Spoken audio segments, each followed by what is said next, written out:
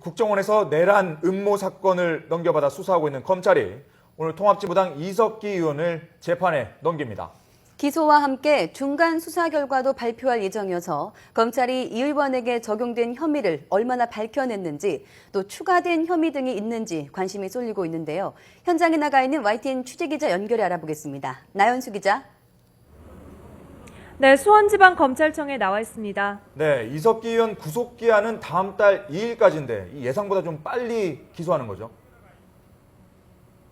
네, 그렇습니다. 이른바 합정동 녹취록으로 시작된 내란 음모 사건의 수사가 상당히 진행됐습니다. 검찰은 오늘 오후 2시 이석기 의원을 기소하면서 중간 수사 결과를 함께 발표합니다. 이 자리에서 이석기 의원과 핵심 관련자들에 대한 수사 결과와 이들의 혐의에 대해 구체적으로 설명할 예정입니다. 이 의원의 기소 시점은 당초 예상보다 일주일가량 앞당겨졌는데요. 홍순석 부위원장 등 관련자 3명의 구속기한이 만료돼 검찰이 어젯밤 이들을 기소했기 때문입니다. 홍 부위원장 등은 이 의원과 공범인데다 같은 내란 음모 혐의를 받고 있습니다.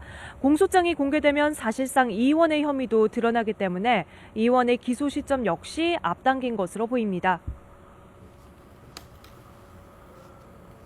네, 그러면 어떤 혐의가 적용될 걸로 예상됩니까?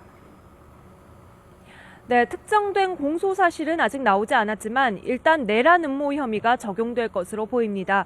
이 의원 등은 지난 5월 지하혁명조직 아로 비밀회합에서 통신과 유류시설 등 국가 기관시설 파괴를 모의하고 인명살상 방안을 협의한 사실이 녹취록을 통해 드러났습니다.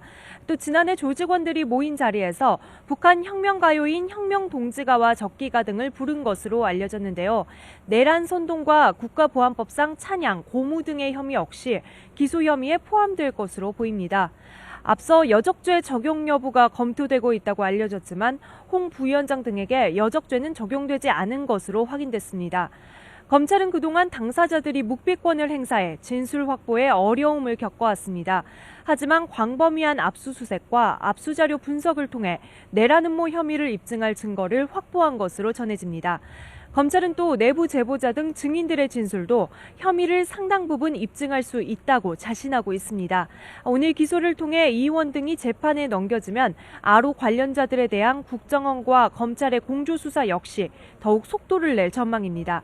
지금까지 수원지방검찰청에서 YTN 나연수입니다.